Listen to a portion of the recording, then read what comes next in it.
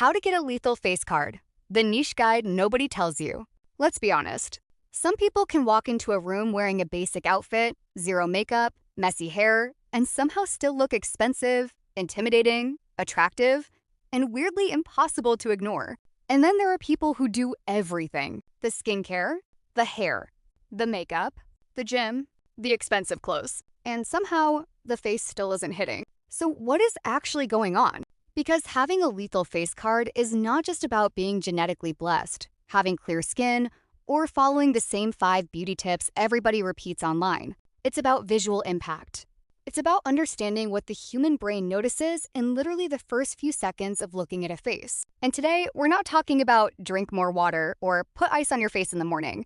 We're talking about the niche details. The things that can make someone go from looking completely normal to looking like they belong in a campaign, a movie, or someone's extremely unhealthy obsession. So if you want a face card that declines absolutely nothing, here's what you need to know. 1. Your face is not one thing. It's a collection of contrasts. One of the biggest mistakes people make when trying to become more attractive is treating their entire face like one project. They think, I need better skin, I need a sharper jaw, I need bigger lips.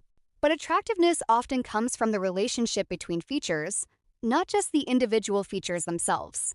Think about contrast. The darkness of your eyebrows compared to your skin.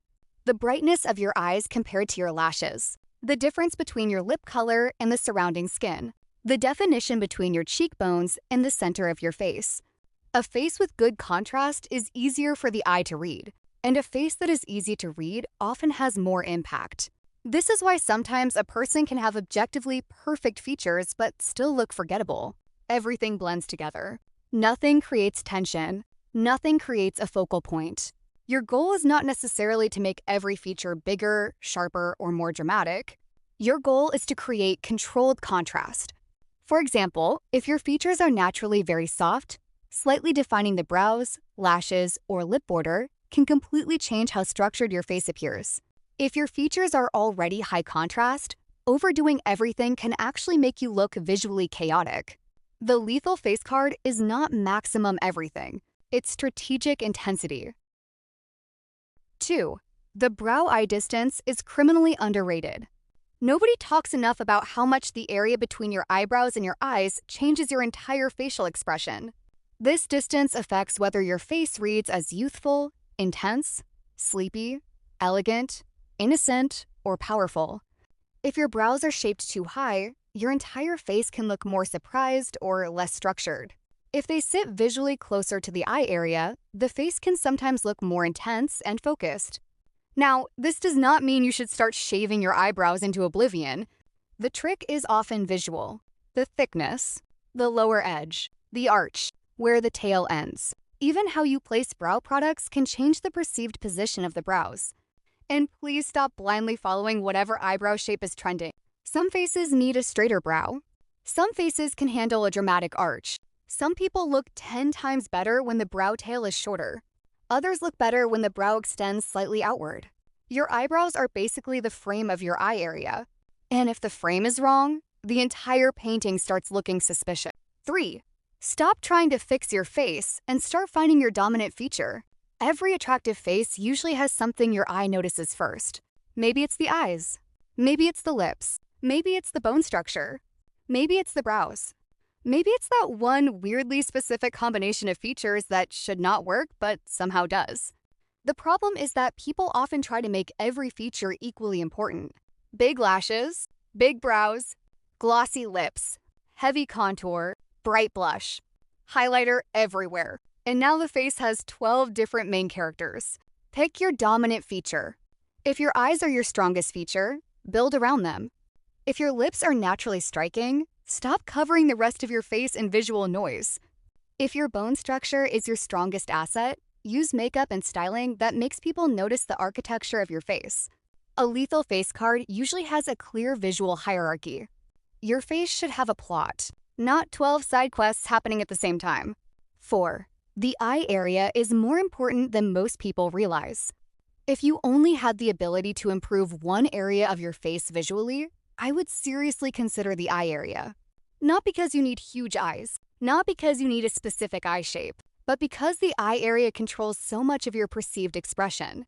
The upper eyelid, the under eye area, the lashes, the brow position, the inner corners, the darkness around the eyes. All of these create what I like to call facial energy. Some people naturally have a softer, more open eye area. Some have a deeper set, more mysterious look. Some look intense because of the angle of the outer corners. And the secret is not to force your eyes into somebody else's aesthetic. The secret is to exaggerate the energy you already have. If you have naturally soft eyes, you can lean into softness, luminosity, and contrast. If you have naturally sharp eyes, you might look incredible with more definition and structure.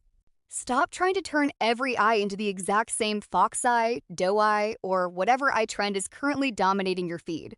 Your face probably already has a better concept. You just haven't figured it out yet. 5. Mid-face perception can change your entire look. Okay, this one is more niche. The human brain is extremely sensitive to facial proportions.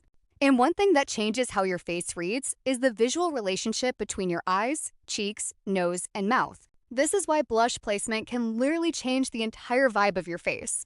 If you place blush low and centered, you can create a completely different impression than if you place it higher and more horizontally across the cheekbone area.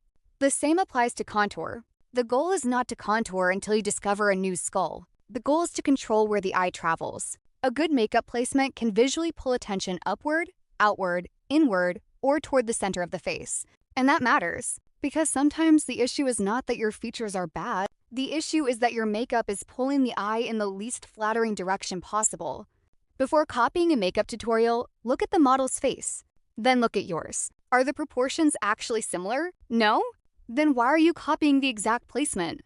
6. Facial shadows are basically free plastic surgery, visually. I'm not talking about extreme contour. I'm talking about understanding shadows. Your face changes depending on lighting because your bone structure creates different depths. And if you understand where your natural shadows already exist, you can enhance them instead of drawing completely new ones. This is where people mess up. They see someone contouring their nose in a tutorial and immediately copy 2 identical brown lines. But maybe that person has a completely different nose structure. Now you just have random brown lines on your face. Instead, look at your face in soft side lighting. Where does your face naturally become darker? Under the cheekbone? Around the temples? Under the jaw? Near the sides of the nose? That is your personal map. Work with the architecture you already have, because the best contour is usually the one that makes people think, wait, is that just their face? That is the goal. Confusion. 7. Your lip shape needs its own strategy. Overlining your lips in the exact same way as everybody else is one of the fastest ways to make makeup look disconnected from your actual face. Different lip shapes need different approaches. Some people benefit from emphasizing the center of the upper lip. Some look better with a softer Cupid's bow.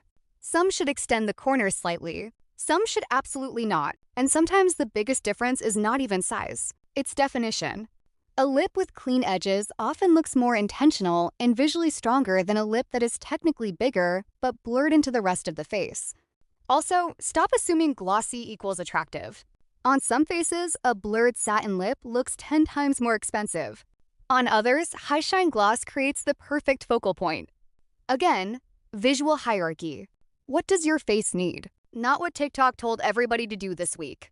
8. The face card is also about coloring. This is where things get dangerous. Because sometimes someone thinks their face is the problem when the actual problem is that they are surrounded by the wrong colors. Wrong hair color, wrong brow color, wrong foundation undertone, wrong clothing colors near the face, wrong metal jewelry.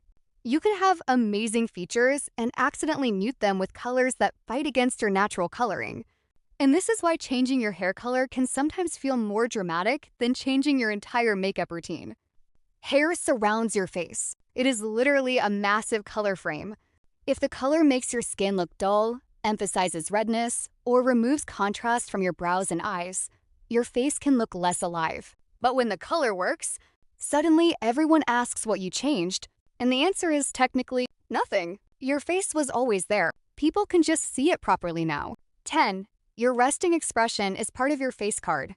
This one is huge. 2 people can have almost identical facial features and create completely different impressions because of their resting expression. Tension around the mouth, raised brows, squinting, a constantly open mouth, a forced smile. These tiny things completely change facial energy. The most attractive expression is not necessarily smile all the time, and it's definitely not trying to look angry 24/7. It's looking comfortable inside your own face, relaxed, intentional, present. When someone looks comfortable being looked at, it changes how you perceive them. That confidence is visible before they even speak. 11. Find the exact level of unfinished that makes you look better. This is extremely niche, but hear me out. Some people look best completely polished. Every hair in place, perfect skin, perfect makeup. Others become significantly more attractive when something is slightly imperfect. Messier hair, a little texture, smudged eyeliner, a less precise lip, a visible skin texture, a face that looks lived in instead of manufactured. You need to find your personal threshold, because sometimes trying to perfect every detail actually removes your individuality. The difference between beautiful and magnetic is occasionally that tiny element that feels unpredictable. The thing that makes your face look like a person instead of a finished beauty filter. 12. The final step, build a recognizable face, not a generic pretty face. This is probably the most important point. The internet has convinced everyone that beauty means optimization. Bigger, smaller, sharper, smoother, more symmetrical, more lifted, more perfect. But a lethal face card is not always about looking universally perfect. Sometimes it is about being instantly recognizable.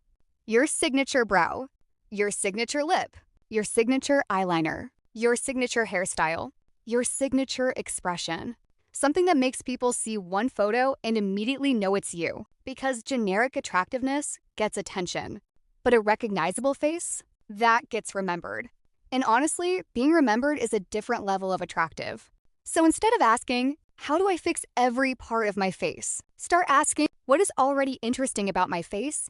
And how do I make it impossible to ignore? Because the goal is not to wake up looking like someone else. The goal is to become the most visually powerful version of your own face. Not a copy, not a trend, not the same contour, lips, brows, lashes, and hairstyle that everybody else has. Find your contrast. Find your dominant feature. Understand your proportions. Learn your shadows. Figure out your colors. Choose your visual hierarchy, and then commit. Because confidence is not pretending that your face is perfect. Confidence is knowing exactly what makes your face interesting and refusing to hide it. That is how you build a lethal face card. Not by doing more, but by understanding what actually matters. And once you figure that out, good luck to everyone else in the room. Your face card is officially approved. No declines, no insufficient funds, and absolutely no refunds.